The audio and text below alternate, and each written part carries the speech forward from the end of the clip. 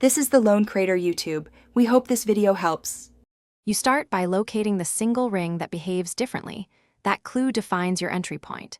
Use your non-dominant hand to steady the base so the mechanism won't rotate. Then apply a gentle push and twist to the target ring along the plane of the chain.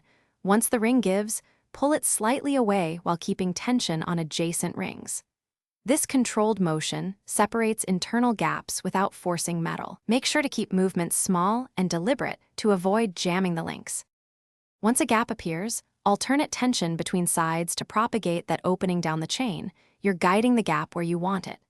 Rotate neighboring rings in roughly 90 degrees increments to reveal larger clearances.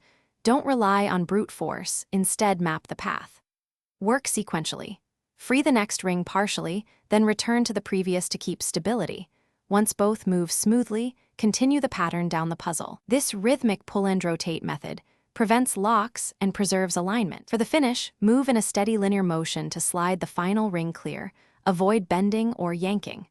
Once removed, inspect the chain for any misaligned rings and restore original orientation by reversing your sequence if something feels tight. If you encounter a stubborn spot, stop and backtrack a step or two. Make sure rings are parallel before proceeding. As a troubleshooting tip, if rings are warped, use smooth-jawed pliers to correct slight bends. Excessive force will permanently damage the puzzle. Thanks for watching. Consider subscribing if we helped you.